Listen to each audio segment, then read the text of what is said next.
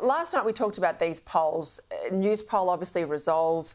I think we're all agreed now they're in trend. You and I often talk about the fact that the government now for 6 months has really settled into a position where at the next election, unless things change, they're in minority government. David Crowe in the Sydney Morning Herald today has a good look at all of that. He looks at the issues where the coalition's ahead. The economy, I think we both agree that's front and centre in the campaign, national security, immigration, detainees. And he says that Dutton's gained ground, even though he hasn't really got an answer for any of these things yet, but he's made ground up on the government, and he said, you would be wrong to dismiss this trend if you are Labor. So this budget is incredibly important. Do you think there are alarm bells ringing inside Labor? No, I don't, in terms of the budget. So I think I think Jim Chalmers wants his surplus.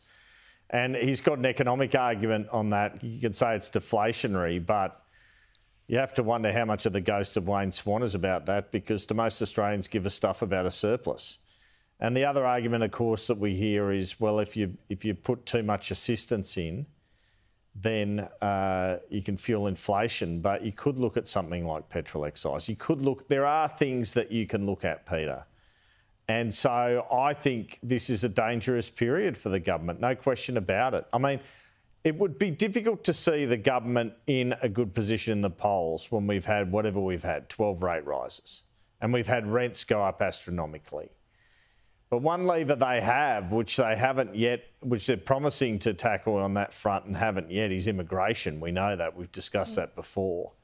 So it'd be very interesting to see what they do on that in the next 6 months, because that really feeds into why housing costs, which is one of the worst ways the cost of living is going up. I don't see anything in this budget that will be a headline in terms of cost of living assistance unless Jim Chalmers and Anthony Albanese change their mind in the next 2 weeks.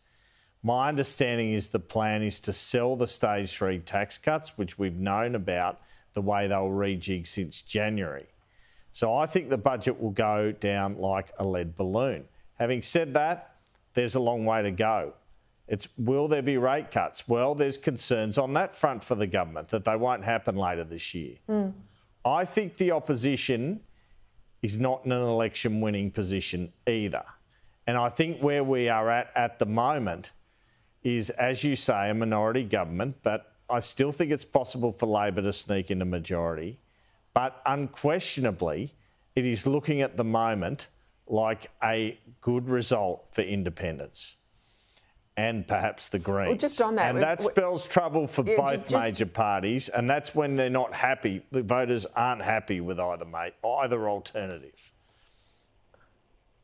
Look, I agree with that in part. In part, depends where some of those minor parties on the right sit in particular seats. But David Pocock, Jackie Lambie, you talk about crossbench independents. They were out there today. They want changes to negative gearing. They say they want people to only be able to own one investment property. They want to go after the capital gains tax discount people have when they sell a home. Now, they're influential. Labor needs them 9 times out of 10 to pass legislation. This cost Bill Shorten the unlosable election in 2019. Jackie Lambie says, look, people don't care about negative gearing anymore. What do you think? Well, they definitely do care about negative gearing, and polling shows they don't want it altered. But I must say, Peter, I've long been of the view that if there is one way you could alter it, it's to allow people to have one property negatively geared, but not more. And in that sense, you're helping mum and dad investors, you're helping young people who can't afford to live in the area they want, so they buy something out in the bush or whatever, and at least get some wealth that way, rather than not allowing them to have negative gearing. But I don't think the government will go there. I understand what you're saying. They need those numbers in the Senate, but they are pretty polling driven, as all these guys are, and that polling shows it's poison to touch it, even if Jim Chalmers might privately want to. We'll see.